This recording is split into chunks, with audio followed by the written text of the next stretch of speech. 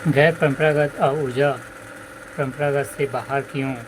यह स्वच्छ ऊर्जा के स्रोत है, पर्यावरण को प्रदूषण के द्वारा नुकसान नहीं पहुंचाते।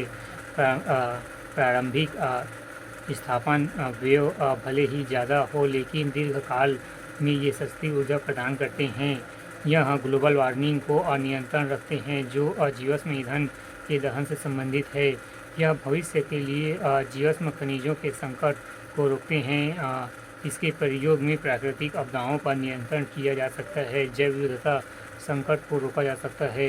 विशिष्ट ऊर्जा संसाधन प्राय सभी परंपरागत ऊर्जा स्रोत अवनीकरण अवनीकरणीय तथा सभी गैर परंपरागत ऊर्जा स्रोत नवीनीकरण एवं, परंतु इसके कुछ उल्लेखनीय अपवाद भी है जो दोनों श्रेणियों से संबंधित नजर आते हैं, जैसे बड़े जल विद्युत संयंत्र। ये ऊर्जा के परंपरागत किंतु नवीनीकरण स्रोत है।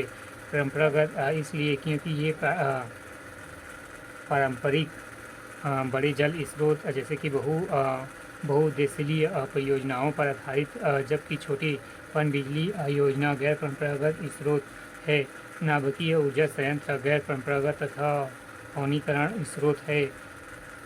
तकनीक विशिष्ट है, लेकिन इनकी ईंधन सीमित है। परंपरागत ऊर्जा स्रोत का विवरण। तापीय ऊर्जा उत्पादन के तापीय ऊर्जा संयंत्र में पानी को गर्म करने के लिए ईंधन का प्रयोग किया जाता है, जिसमें उच्च दाब पर भाप बनती है और इसी भाप से विद्युत उत्पादन के टरबाइनें चलती जाती है। विद्युत संयंत्र के मध्य भाग में जनरेटर होता है, जो चुंबकीय क्षेत्र और चालक के बीच संप्रेषित गति उत्पन्न करने यांत्रिक ऊर्जा को विद्युत ऊर्जा में परिवर्तित करता है।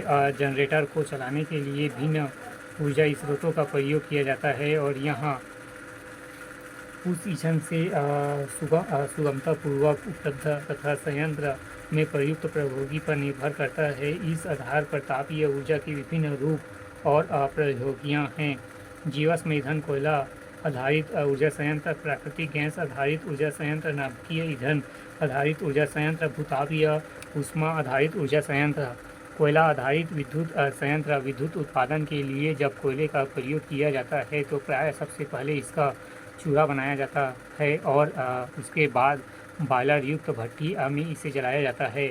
भट्ठी की ऊष्मा बॉयलर के पानी को भाप में परिवर्तित कर देती है और फिर इस भाप का प्रयोग टरबाइन को घुमाने के लिए किया जाता है। यहाँ टरबाइन जनरेटर को चलाती है, जिससे विद्युत उत्पादन होता है। कोयला आधारित पुराने ताप विद्युत संयंत्र कम दक्षता वाले होते हैं तथा वे अत्यधिक अपशिष्ट ऊष्मा का उत्पादन करते हैं। हालांकि समय के साथ साथ कोयला आधारित विद्युत संयंत्रों से विद्युत उत्पादन की प्रक्रिया की दक्षता बेहतर हुई है। विद्युत चक्र की सुनिश्चित दक्षता के कारण कोयला विद्युत संयंत्र में अपशिष्ट ऊष्मा प्राय कूलिंग टावर का प्रयोग करके अथवा नदी का झील के पानी का कूलिंग मीडियम के रूप में प्रयोग करके वातावरण में छोड़ी जाती है। कोयले से संचालित बॉयलरों से उत्पन्न होने वाले ठोस अपशिष्ट राख से हटा दिया जाता है तथा इस राख को निर्माण सामग्री के रूप में फिर से उपयोग में लिया जा सकता है। भारत में विद्युत संयंत्रों के प्रयोग होने वाले कोयले का ऊष्मीय मान कम जबकि राख का अंश अधिक होता है। अतः भारतीय कोयले की गुणवत्ता निम्न श्रेणी की होने के कारण कोयला आधारित विद्युत संयंत्रों की कार्य क्षमता के साथ साथ पर्यावरण पर भी प्रतिकूल प्रभाव पड़ता है।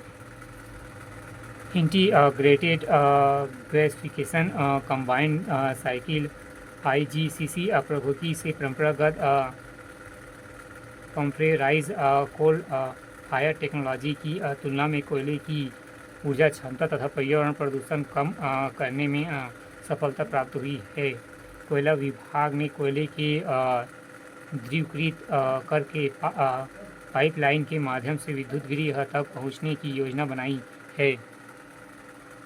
Ultra mega power project UMPP कोयला आधारित ताप विद्युत के अंतर्गत ultra mega power project UMPP की योजना बनाई गई है। यह प्रोजेक्ट सुपर क्रिस्टल तकनीक पर आधारित होंगे, जिसमें प्रत्येक UMPD लगभग 4000 मेगावाट शक्ति उत्पन्न करेगा।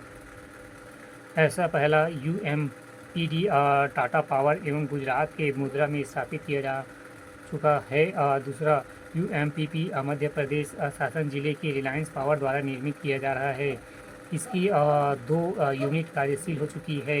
इस तरह के कुल 9 UMPP मध्य प्रदेश, गुजरात, आंध्र प्रदेश, झारखंड, छत्तीसगढ़, उड़ीसा, तमिलनाडु, महाराष्ट्र और कर्नाटक में स्थापित किए जाने की योजना है। गैस आधारित विद्युत संयंत्र। गैस टरबाइन को दहन टरबाइन भी कहा जाता है। यह एक प्रकार की आंतरिक दहन इंजन है। यह एक धारा प्रतिकूल घूर्णन कंप्रेसर थ्रोस्टिंग कंप्रेशन है जो प्रवाह अनुकूल टरबाइन ड्राउट स्टीम और ट्रिब्यून के साथ जुड़ा होता है। इन दोनों के बीच एक दहन कक्ष होता है। गैस टरबाइन की मूल कार्यप्रणाली वाष्प आधारित विद्युत संयंत्र के समान ही होता है। अंततः सिर्फ इतना ही है, इसमें जल के स्थान पर वायु का प्रयोग किया जाता है।